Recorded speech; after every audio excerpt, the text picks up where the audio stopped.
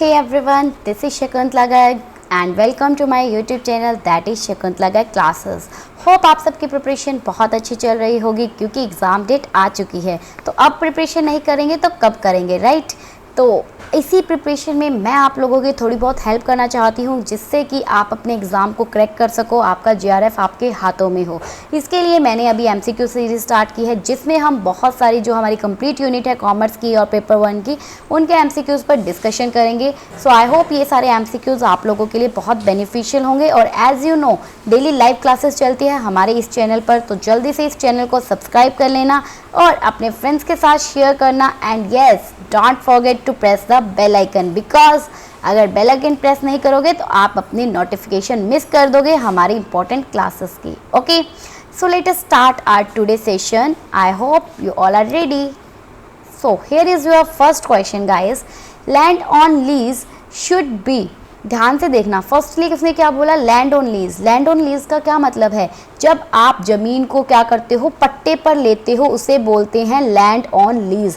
तो अगर land on lease को बैलेंस शीट के अंदर शो किया हुआ है contrary to the fact that company does not own that piece of land, आप इस बात को नहीं देख रहे कि कंपनी ने जो है पीस ऑफ लैंड को खरीदा है या नहीं खरीदा, आपने उसको बैलेंस शीट में शो किया हुआ है। तो यहाँ पर कौन सा काउंटिंग कॉन्सेप्ट्स लगेगा, आपको पता होगा काउंटिंग कॉन्सेप्ट्स और कन्वेंशंस क्या होते हैं। ये अगर आपको नहीं पता तो मैंने अपनी लाइव क्लास के अंदर जो है फर्स्ट क्लास आपको ली थी अकाउंटिंग कॉन्सेप्ट्स एंड कन्वेंशन की, आप वहाँ पर इन सबको डिटेल में कर सकते हो। तो यहाँ पर देखिए कौन सा काउंटिंग कॉन्सेप्ट लगेगा, क्या मैचिंग लगेगा, एक्रूवल लगेगा, प्रूडेंस लगेगा या सब्सटेंस ओवर फॉर्म कॉन्सेप्ट। तो देखो यहाँ पर लगेगा हमारा एक्रूवल कॉन्सेप्ट, क्योंकि एक्रूवल कॉन्सेप्ट क्या कहता है, एक्रूवल कॉन्सेप्ट कहता है चाहे आपको पैसा मिला या नहीं मिला, जिस टाइम पर आपने ट्रांजैक्शन कर दी आप उसको क्या करोगे, बुक्स ऑफ अकाउंट में शो करोगे। हमारी जो अकाउंटिंग होती है वो एक्रूवल बेसिस पर ही की जाती है, मतलब आपको अगर पैसा नहीं मिला तो भी आप उसको रिकॉर्ड करोगे अपनी बुक्स ऑफ अकाउंट में। तो यहाँ पर भी तो क्या था, लीज को हमने लिया था, बेशक कैश में नहीं लिया, किस पर लिया, रेंट पर लिया, लेकिन उसको बुक्स ऑफ अकाउंट में शो किया जाएगा। तो ऐसा कौन सा कॉन्सेप्ट कहता है, आपका एक्रूवल कॉन्सेप्ट कहता है। जबकि मैचिंग कॉन्सेप्ट की अगर हम बात करें, मैचिंग कॉन्सेप्ट में तो आप क्या करते हो, उसी साल के एक्सपेंडिचर्स को उसी साल के रिवेन्यू में से चार्ज करते हो, ये ऐसा बोलता है आपका मैचिंग कॉन्सेप्ट। प्रूडेंस कॉन्सेप्ट जिसको हम कंजर्वेटिज्म कॉन्सेप्ट भी कहते हैं, जहाँ पर क्या है कि जितने भी आपके अनएंटिसिपेटेड लॉस है उनको अभी से फोरकास्ट करके आप क्या करते हो, उनके लिए प्रोविजंस बना लेते हो। जितने भी एंटिसिपेटेड लॉस होते हैं उन सबको पहले से ही एंटिसिपेट कर लिया जाता है, लेकिन जो गेन है उनको क्या करते हैं, इग्नोर करते हैं। तो यहाँ पर आपका इस क्वेश्चन का करेक्ट आंसर क्या होगा, एक्रूवल कॉन्सेप्ट होगा। बाकी इनकी डिटेल के लिए आप क्लासेस को रेफर कर सकते हो, आपको लिंक नीचे मिल जाएगा डिस्क्रिप्शन के अंदर। आगे आता है bank reconciliation statement is prepared by. Bank reconciliation statement क्या होती है, बैंक रिकॉन्सिलिएशन स्टेटमेंट क्या है, देखो जब आप बैंक के साथ डीलिंग करते हो, परचेज सेल करते हो कुछ भी, तो वहाँ पर क्या बनती है, आपकी बैंक एक रिकॉन्सिलिएशन स्टेटमेंट बनाता है। तो ये स्टेटमेंट को प्रिपेयर्ड कौन करता है, अब बैंक की होती है नो डाउट, लेकिन ये जो बैंक की स्टेटमेंट है इसको कौन प्रिपेयर करता है, अकाउंटेंट ऑफ बिजनेस ना। बिजनेस का मैनेजर नहीं करेगा, कंट्रोलर नहीं करेगा, क्योंकि ये क्या है, आपकी बीआरएस क्यों बनती है, आपके अकाउंटेंट रिलेटेड बनती है। यहाँ पर क्या होगा, बैंक का अकाउंटेंट भी इसको प्रिपेयर नहीं करेगा, इसको बिजनेस का अकाउंटेंट प्रिपेयर करेगा। ओके, तो इस क्वेश्चन का करेक्ट आंसर आपका क्या होगा, अकाउंटेंट ऑफ बिजनेस जो है वो क्या करता है, आपकी बीआरएस स्टेटमेंट जो कि बैंक रिकॉन्सिलिएशन स्टेटमेंट है, जिसमें बैंक से रिलेटेड आपने जितनी एंट्रीज की है वो सब मेंशन होती है, ये आपके अकाउंटेंट ऑफ बिजनेस प्रिपेयर करता है। ओके, देन आता है आपका profit and loss account is prepared for a period of 1 year by following. अगर आपका प्रॉफिट एंड लॉस अकाउंट है उसको बनाया जाता है, प्रिपेयर किया जाता है सिर्फ 1 साल के पीरियड के लिए, तो इसमें से कौन सा कॉन्सेप्ट जो है वो आपको ये बताता है। तो बताओ कौन सा कॉन्सेप्ट कहता है कि हमें अकाउंट जो है वो क्या है, हर साल जो है उनको बनाना चाहिए। इसके लिए आपका आता है पीरियोडिसिटी कॉन्सेप्ट, क्योंकि पीरियोडिसिटी कॉन्सेप्ट में क्या है कि अकाउंटिंग जब हम स्टेटमेंट्स बनाते हैं तो उसके लिए एक जो है डेफिनेट पीरियड को हम फॉलो करते हैं, जो कि आपका क्या होता है, वैसे तो कैलेंडर ईयर भी हो सकता है और फाइनेंशियल ईयर भी हो सकता है। कैलेंडर ईयर क्या होता है मैम, 1 जनवरी से लेकर 31 दिसंबर तक का जो ईयर है वो आपका कैलेंडर ईयर कहलाता है, जबकि आपका जो फाइनेंशियल ईयर है वो क्या है, 1 अप्रैल से लेकर 31 मार्च तक चलता है। ठीक है। फिर आती है आपके business entity concept. Business entity concept क्या कहता है कि यहाँ पर आपका जो बिजनेस है, आपका जो ओनर है और आपका जो बिजनेस है वो क्या है, दोनों अलग अलग है। यहाँ पर बिजनेस को एक सेपरेट ट्रीट किया जाता है उसके ओनर से। और एक्रूअल कॉन्सेप्ट अभी आपको मैंने बताया, तो इसका करेक्ट आंसर क्या होगा, पीरियोडिसिटी कॉन्सेप्ट। ओके। फिर आता है guys, which of the following account will be credited in the books of XYZ company limited. XYZ company limited की बुक्स के अंदर कौन से अकाउंट को क्रेडिट करोगे अगर बिजनेस क्या करता है, एक व्हीकल परचेज करता है, किसके थ्रू, चेक के through, and cheque cleared on the same day. तो बताओ क्या होगा, मतलब बिजनेस ने क्या किया, एक व्हीकल परचेज किया, ठीक है, तो हम इसकी एंट्री क्या करते हैं, उसने किसके थ्रू किया, चेक के थ्रू किया। तो अब हमें ये बताना है चेक उसी सेम डे पर क्लियर हो गया, तो अब यहाँ पर आप क्रेडिट किस अकाउंट को करोगे, इसकी एंट्रीज क्या बनती होती है। वैसे तो इसकी एंट्री अगर हम व्हीकल की बात करें तो vehicle account debit to bank account, यही एंट्री बनती है ना। तो आपने अब ये बताना है XYZ कंपनी की जो लिमिटेड है उसके अकाउंट में आप कौन से अकाउंट को क्रेडिट करोगे। ऑब्वियसली यहाँ पर बैंक अकाउंट होगा, क्यों, क्योंकि चेक आपका सेम डे क्लियर हो गया। अगर चेक सेम डे क्लियर ना होता तब हम वहाँ पर क्या करते, तब हम वहाँ पर कौन से अकाउंट को करते, बताइए।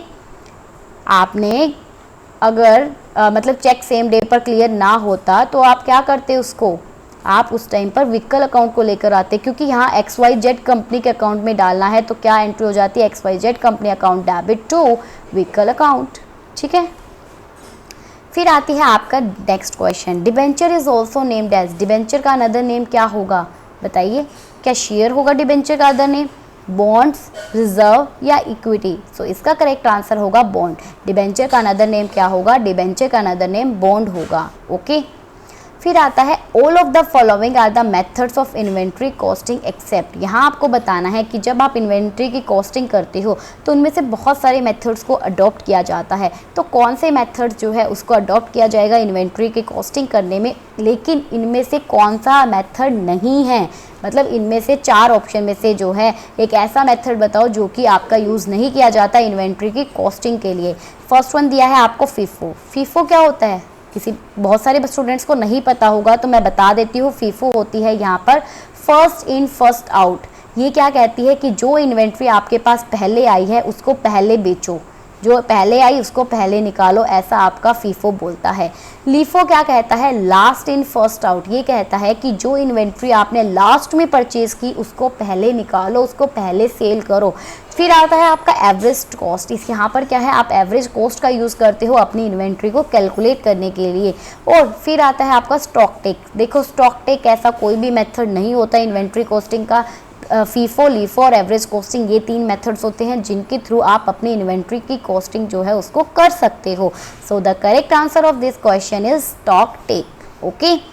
फिर आता है आपका नेक्स्ट क्वेश्चन। नेक्स्ट क्वेश्चन क्या कहता है, देखिए, which of the following inventory valuation method show higher profits during the period of rising price. इनमें से आपको बताना है कौन सा मेथड जो है वो आपको हायर प्रॉफिट देगा, किस टाइम पर, जब आपके प्राइजेस बढ़ रहे हैं। इसका मतलब जब आपके प्राइजेस जो है राइज की सिचुएशन चल रही है मार्केट में, तो आपको कौन सा मेथड यूज़ करना चाहिए जिससे कि आपका प्रॉफिट हाई हो सके। तो क्या फीफो होगा, लीफो होगा, वेटेज एवरेज कॉस्ट मेथड होगा या सिंपल एवरेज मेथड होगा। तो इसका करेक्ट आंसर गाइस क्या होगा, फीफो। क्यों होगा, ध्यान से देखो। फीफो के अंदर मैंने क्या बोला, फर्स्ट इन फर्स्ट आउट। जो इन्वेंट्री आपकी पहले आई उसको आप पहले सेल करो। तो अब ऑब्वियस ही बात है, अगर प्राइजेस बढ़ रहे हैं तो जो आपने इन्वेंट्री सबसे पहले खरीदी थी वो आपको कम प्राइस पर आपने खरीदी होगी, उसको आज निकाल दो क्योंकि अब आपके प्राइस बढ़ रहे हैं। लेकिन जो आपने इन्वेंट्री जो है फर्स्ट मतलब थोड़ी सी लेट खरीदी, लास्ट में खरीदी, ऑब्वियसली थोड़ा सा उसका प्राइस ज़्यादा होगा, तो उसके क्या है चांसेस, आपको पता है कि प्राइस बढ़ रहे हैं तो ऑब्वियसली उसका प्राइस भी बढ़ेगा, तो उससे क्या है आपको प्रॉफिट्स हायर होगा। तो इसका करेक्ट आंसर आपका फीफो होगा। लीफो क्यों नहीं होगा, देखो last in first out, obvious है। अगर लास्ट में आपने जो आइटम खरीदी है, अगर उसको आप पहले निकालोगे तो जो लास्ट में खरीदी है उसका प्राइस क्या होगा, आपने वो थोड़ी महंगी खरीदी होगी, तो अब महंगी खरीदी है उसको अगर आप पहले निकाल दोगे तो उस पर आपको ज़्यादा प्रॉफिट्स अर्न नहीं हो पाएंगे। लेकिन वहीं अगर आप उसको बाद में निकालोगे तो आप उस पर जो है आप प्रॉफिट्स को अर्न कर सकते हो ज़्यादा। तो इसीलिए यहाँ पर क्या हो जाएगा, फीफो जो है वो आपका करेक्ट आंसर हो जाएगा इस क्वेश्चन का। फिर आता है assets which have a limited useful life are termed as. वो एसेट्स बताओ जिसकी एक लिमिटेड यूजफुल लाइफ होती है। लिमिटेड यूजफुल लाइफ, वैसे तो देखो ऑलमोस्ट सारी ही एसेट्स ऐसी होती है जिनकी लाइफ क्या होती है, एक लिमिटेड होती है। मतलब आप उनको 10 साल यूज़ करोगे, 5 साल यूज़ करोगे, उसके बाद में वो क्या हो जाएगी, उनकी वैल्यू नील हो जाएगी, वो ख़त्म हो जाएगी। तो उनको क्या बोलते हैं, उनको बोलते हैं डेप्रिशिएबल एसेट्स, क्योंकि उनके ऊपर क्या लगता रहता है आपका, उनके ऊपर आपका डेप्रिशिएशन लगता रहता है। तो उसे क्या बोलेंगे हम, depreciable assets. Clear. One more thing guys, जब भी ये क्वेश्चन आप कर रहे हो ना तो प्लीज़ इन क्वेश्चंस को आप पहले क्वेश्चन पढ़ो, खुद उसका आंसर देने की कोशिश करो एंड देन बाद में फिर जो है आप मुझे सुनो। उससे क्या होगा कि आपकी भी प्रैक्टिस होगी और साथ साथ आपको इनकी एक्सप्लेनेशन भी मिल रही है जो कि मैं आपको प्रोवाइड कर रही हूँ, ठीक है। और मैं आपको दिख भी रहा होगा कि थोड़ी सी स्पीड में भी ज़्यादा लगे, लेकिन क्या है कि हमें कम टाइम में बहुत सारे MCQs कवर करने हैं, ताकि आपका एग्ज़ाम तो आ ही गया है तो आप कम टाइम में अपने ज़्यादा से ज़्यादा चीज़ों को कवर कर सको और अपनी प्रिपरेशन बेस्ट कर सको, क्योंकि JRF तो हमें ही लाना है, राइट। अब आता है हमारा next question. Next question says that which of the following is not regarded as the fundamental concept that is identified by IAS 1। आपको बताना है इनमें से कौन सा ऐसा कॉन्सेप्ट नहीं है जो कि IAS जो आपके इंडियन अकाउंटिंग स्टैंडर्ड है उसने दिया है। कहने का मतलब आपका कौन सा कॉन्सेप्ट इसमें नहीं आता। क्या आपने गोइंग कंसर्न कॉन्सेप्ट के बारे में पढ़ा है? ऑब्वियसली मैम पढ़ा है। ये क्या कहता है, ये बोलता है कि हम ये मानकर चलते हैं हमारा बिजनेस लंबे टाइम तक चलेगा, इसीलिए तो हम क्या करते हैं, एसेट्स को डेप्रिशिएट करते जाते हैं, राइट। सेकंड क्या कहता है, separate entity concept. Yes ma'am, ये भी क्या है, जब आपका बिजनेस को आपके ओनर से अलग ट्रीट किया जाता है, ये कॉन्सेप्ट भी हमने पढ़ा है। और सेपरेट एंटिटी कॉन्सेप्ट आया किस वजह से था, आपका एक केस हुआ सोलोमन वर्सेस ए सोलोमन की वजह से ये जो है आपका एग्जिस्टेंस में आया था। नेक्स्ट है आपका प्रूडेंस कॉन्सेप्ट, जिसको हम क्या बोलते हैं, कंजर्वेटिज्म कॉन्सेप्ट ऑल्सो, जो मैं आपको बता चुकी, जहाँ पर आप जो है लॉस को एंटिसिपेट करते हो। But nothing about this correction concept कुछ भी नहीं होता, मैंने तो आज तक नहीं पढ़ा। ये ऐसा कोई भी कॉन्सेप्ट नहीं आता जो कि आपके इंडियन अकाउंटिंग स्टैंडर्ड्स ने दिया हो, ओके। सो ऑप्शन डी जो है वो इसका करेक्ट आंसर हो जाएगा। फिर आता है next question, which of the following ratio indicate short term liquidity of a business. एक बिजनेस की शॉर्ट टर्म लिक्विडिटी के लिए कौन सा रेशियो इंडिकेट करता है, बताना है। तो देखो कौन सा होगा, इन्वेंट्री टर्नओवर रेशियो। क्या ये शॉर्ट टर्म सोलेंसी के लिए होता है, शॉर्ट टर्म लिक्विडिटी के लिए होता है? नहीं, इन्वेंट्री टर्नओवर तो आपका शॉर्ट टर्म के लिए नहीं होता। डेट इक्विटी आपका लॉन्ग टर्म के लिए होता है। एसिड टेस्ट रेशियो, जिसका अनदर नेम क्या कहलाते हैं, लिक्विड रेशियो। नाम से ही पता लग रहा है ना, लिक्विड, जिसको आप इजीली क्या कर सकते हो, कन्वर्ट कर सकते हो इनटू रुपीस। सो लिक्विड जो टेस्ट रेशियो होता है वो आपका शॉर्ट टर्म लिक्विडिटी को इंडिकेट करता है। यहाँ पर हम ये चेक करते हैं कि एक कंपनी की जो है उसकी शॉर्ट टर्म लिक्विडिटी कितनी है, वो शॉर्ट टर्म में अपने जो डेटर्स है, अपनी जो लाइबिलिटीज़ है उनको पे कर सकती है या नहीं कर सकती, वो हम इस रेशियोज़ के थ्रू यहाँ पर कैलकुलेट करते हैं। लिक्विड टेस्ट रेशियो, जिसको हम क्विक रेशियो बोलते हैं, यहाँ पर क्विक रेशियो भी बोलते हैं, ठीक है, ये आएगा आपका। बाकी प्रोप्राइटरी रेशियो जो है ये भी शॉर्ट टर्म नहीं होता, ये सब आपके जो है डेट इक्विटी लॉन्ग टर्म हो जाएगा, ओके।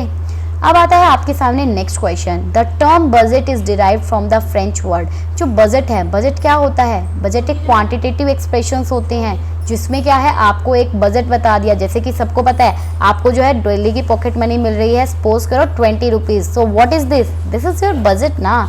क्या आपको पता है 20 रुपीज़ मिल रहे हैं हर महीने, मतलब पूरा महीना अगर आपको 20 मिलेंगे, 30 दिन होते हैं, तो टोटल कितने रुपए हो गए, अरे तो भी आपने 600 रुपये हो गए। तो आपका बजट कितना है पूरे महीने का, 600 रुपये आपका जो है बजट है। तो ये आपका फ्रेंच वर्ड, कौन से फ्रेंच वर्ड से डिराइव्ड हुआ है, ये आपका डिराइव्ड हुआ है option number B, that is बोगेट।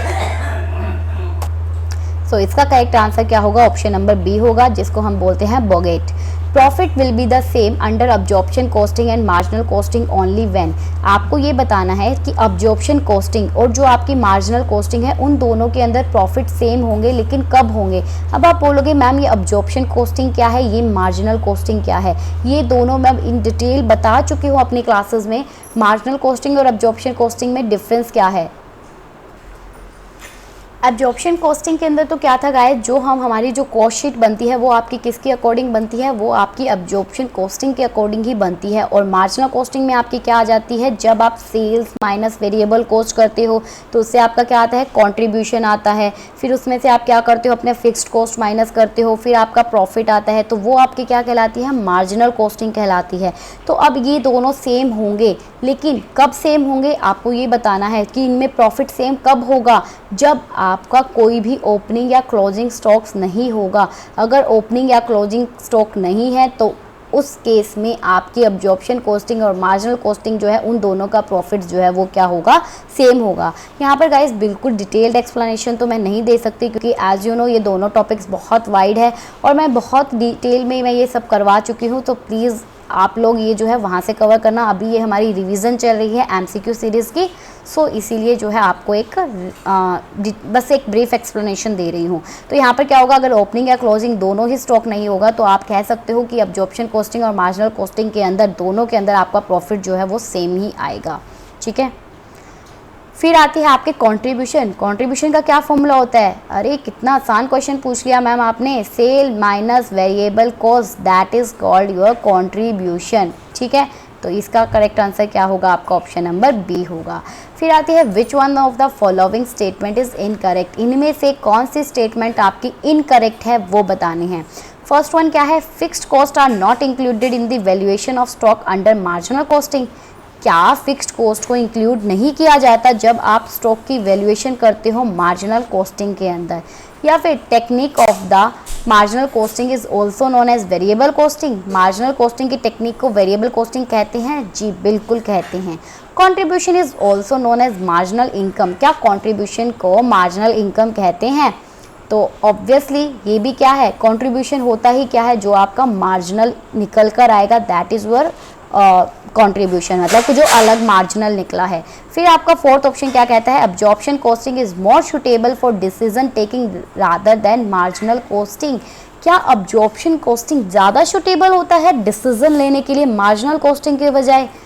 सो ये गलत है आपका। अगर एब्जॉर्प्शन और मार्जिनल है तो दोनों में से ये कहा जाता है marginal costing is better than absorption costing. क्यों, क्योंकि यहाँ हम मार्जिनल को लेकर चलते हैं, आपके जो भी पर यूनिट चेंजेस होते हैं उनको लेकर चलते हैं। सो दैट्स वाई यहाँ पर मार्जिनल कॉस्टिंग ज़्यादा सुटेबल है in comparison to absorption costing. So इसका करेक्ट आंसर क्या होगा, आपका ऑप्शन नंबर डी जो है वो करेक्ट होगा। यहाँ पर यही बताना था कौन सी स्टेटमेंट इनकरेक्ट है, तो आपकी जो डी है वो इन्होंने क्या है, अपोजिट दी हुई है। सो ये थी गाइज हमारी आज की क्लास। आई होप आप लोगों को अच्छी लगी होगी। अगर क्लास पसंद आई है तो प्लीज़ अपने फ्रेंड्स में शेयर करना, लाइक करना, रेट रिव्यू करना और यस फ्रेंड चैनल के साथ हमारे जुड़े रहना। ठीक है, यहाँ पर आपको डिस्क्रिप्शन के अंदर जो है मेरे टेलीग्राम चैनल का लिंक मिलेगा, आप वहाँ से जो है चैनल को ज्वाइन कर सकते हो डेली क्विज करने के लिए और मेरे जो है नोटिफिकेशंस लेने के लिए क्लासेस की। सो ओके गाइज, मिलते हैं आपसे न्यू क्लास के अंदर, न्यू वीडियो के अंदर। तब तक अपनी प्रिपरेशन करते रहिए। All the best and happy learning and yes don't forget GRF is ours. Okay, bye bye.